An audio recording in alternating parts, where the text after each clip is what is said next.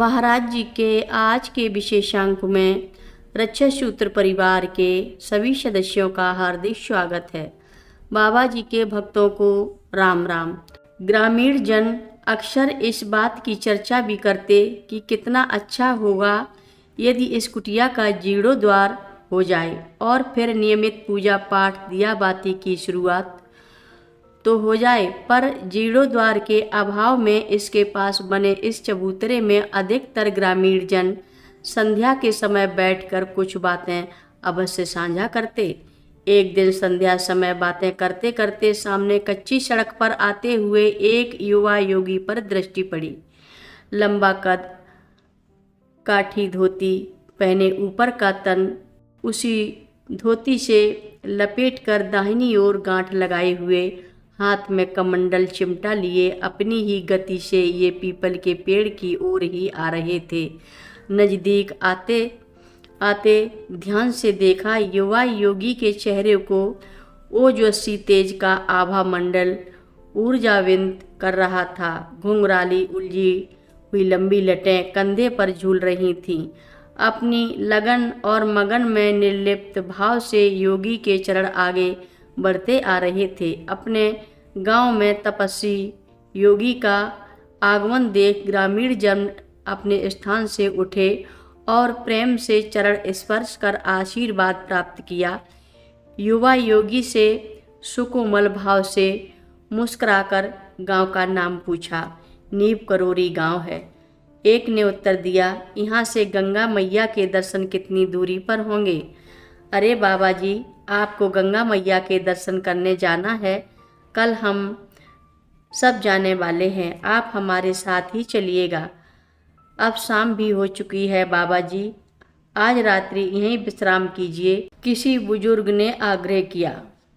भोले भाले ग्रामीण युवा बाबा जी की मनोहारी छवि से आकर्षित से हुए जा रहे थे। उनके बार बार आग्रह अनुग्रह करने से परम संत योगी बाबा लक्ष्मण दास जी ने उनका अनुरोध स्वीकार कर लिया।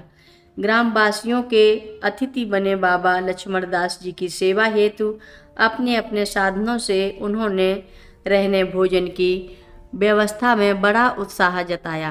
प्रेम पूर्वक उनकी सेवाओं को स्वीकार करते हुए बाबा जी ने रात्रि विश्राम उसी ग्राम में किया।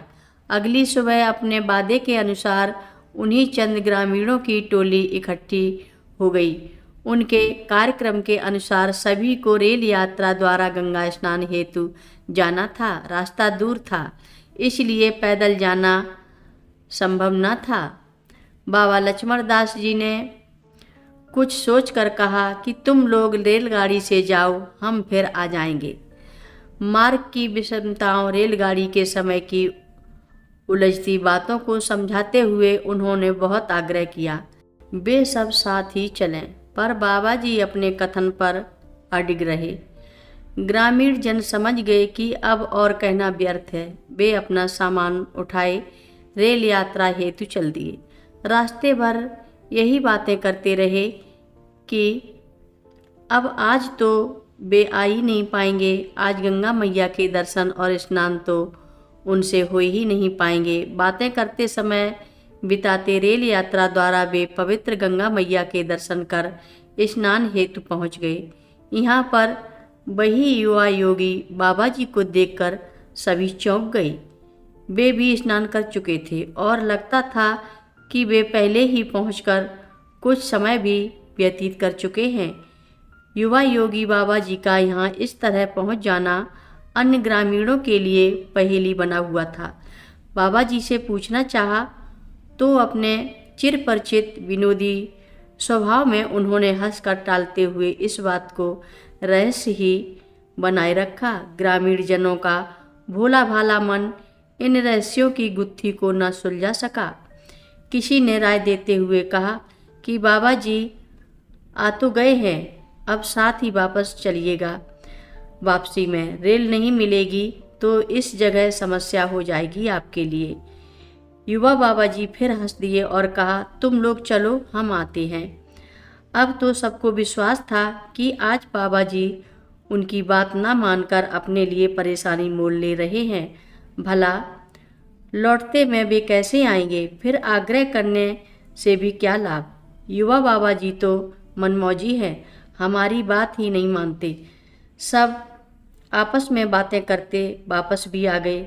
थके हारे ग्रामीण जैसे ही गांव के कच्चे रास्ते से होते हुए पीपल के पेड़ के पास से गुजरे तो सामने चबूतरे पर बैठे हुए योगी बाबा को देखकर ठिठक गए। बाबा जी आप कैसे पहुंच गए इतनी जल्दी? उड़कर आए होंगे, किसी ने हंसकर कहा। कथा लंबी है, आगे की कथा सभी भक्तों को अगले भाग में सुनाएंगे। हर रोज महाराज जी की कथाएं सुनने के लिए सभी भक्तों का धन्यवाद। सभी भक्त रक्षा सूत्र चैनल को सब्सक्राइब करें, शेयर करें, लाइक करें, घंटी बजाना ना भूलें। कमेंट बॉक्स में लिख भेजें, जय नीव करोरी बाबा जी महाराज। सभी भक्त मिलकर बोलो, नीव करोरी बाबा जी महाराज की जय जय बोलो। सिद्धि माता की जय जय बोलो। जय श्री राम बोलो।